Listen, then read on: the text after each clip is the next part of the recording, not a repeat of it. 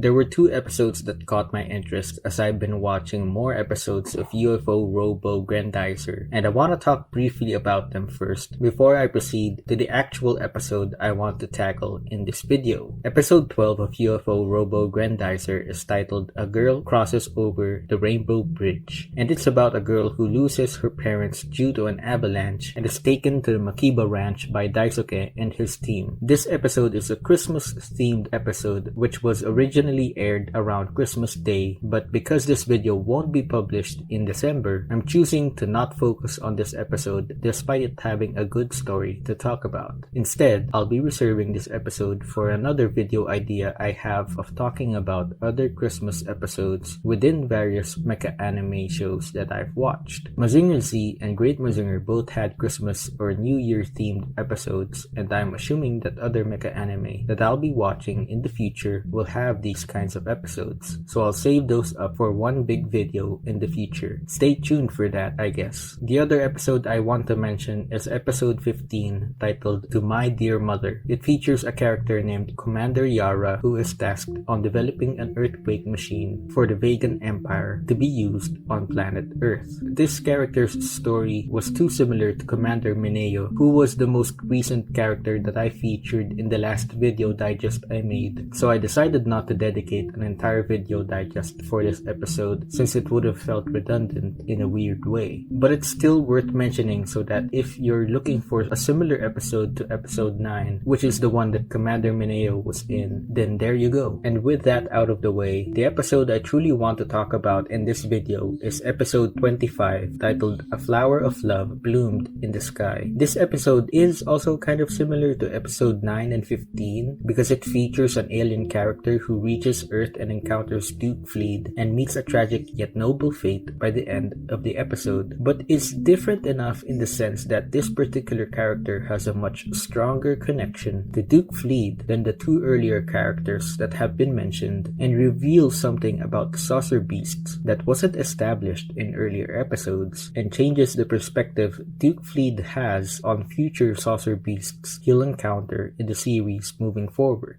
Daisuke finds and rescues someone from enemy vegan soldiers and realizes that the green-haired woman is Naida, his childhood friend back in Planet Fleed. He brings her to the space science laboratory and she begins to tell of what became of their planet after the invasion of the Vegan Empire. She says that the ones who survived were tortured and enslaved, and her memories of her escape isn't clear to her as it feels somewhat like a dream. Daisuke reassures Naida that she's safe now and that Earth is much like Planet Fleet, filled with nature, life, and love from the people who inhabit it. He asks what happened to Naida's brother Sirius, who they used to play with back when they were young, and Naida looks at him and tells him that Sirius was killed by a traitor. Daisuke asks Naida who the traitor is, but Naida breaks down, so he walks away and swears that he'll find this traitor and avenge Sirius's death. Later that night, Naida tries to sleep in her bed, but is haunted by the memories of torture by the Vegan military. Great Vega appears in her thoughts and tells her that Duke Fleed is nothing but a traitor, that he left Planet Fleed inside of Grendizer and left his planet to die. In a matter of hypnosis, he commands Naida to kill Duke Fleed and wakes up from the nightmare. The next morning, Daisuke brings Naida along for a quick ride on his horse, and they lay on the grass and go to a nearby lake in order to shout out each other's names into the horizon. Naida has brought along a small dagger which she plans to use against Daisuke, but drops it into the bottom of the lake as she couldn't bring herself to kill her childhood love. Back in the space science laboratory, she tries to sneak towards Grendizer, but Daisuke stops her and she reveals that he is the traitor. Daisuke asks why she called him that, and she explains that he left Planet Fleet to die in order to settle on a new planet. Daisuke corrects her by saying that he fought for Planet Fleet till the very end, and that he escaped only when he knew that the planet was completely destroyed. Naida tells him that Fleet was never completely destroyed and that she's living proof of that fact. She breaks down and cries, saying that she loved Duke Fleet with all her heart, but that she would never forgive him for being a traitor. Here is when she reveals to Daisuke that one of the saucer beasts he fought a few battles ago, specifically in episode 1, a saucer beast named Giro Giro wasn't manned by a pilot nor was controlled by a machine, but that the Vegan Empire empire used the mind of a person from planet Fleet, and that it was none other than the mind of Naida's brother, Sirius. Daisuke enters a state of shock, and the device on Naida's head activates and turns her against him, attacking him as he is mentally paralyzed to react because of the sudden realization of who Sirius's killer turned out to be. Professor Umon and Koji arrive, and Naida gets hit with a stun gun and is sent to the medical center. They find the chip in her head that's causing her to act that way and gets rid of it.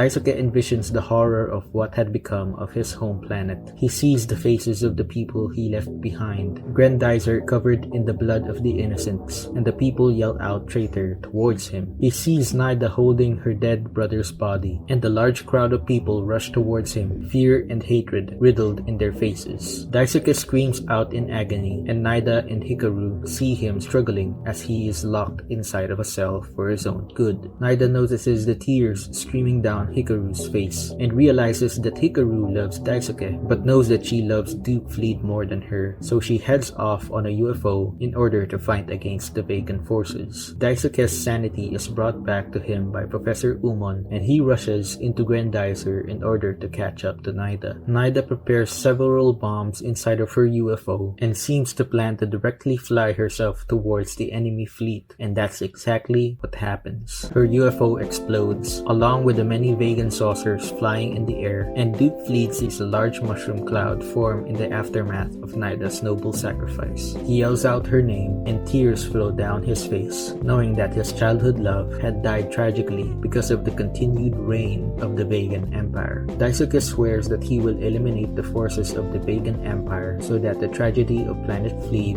doesn't happen ever again. It's episodes like these that reaffirm my love for the mecha anime genre. Sometimes I find myself getting bored from watching scenes of giant robots battling giant monsters. There are a lot of episodes that are generic and have no real story to them, but with episodes like number 25, we get to see the mecha anime genre stretch the limits of the stories they can tell and bring us the heavy themes of intergalactic warfare and the harsh effects caused by it towards people from all over the galaxy. You can liken this to the horrors made by the actual wars that are currently happening in our own small blue planet. We are entirely alone in this universe, and yet we somehow still find it in us to quarrel amongst each other and fight over lands and waters that are rich with minerals and resources that, for all we know, are finite and can disappear if we choose to neglect preserving it. UFO Robo Grendizer and many other anime shows out there find many creative ways to show us the deeper reality of the world we live in, and that's exactly why I love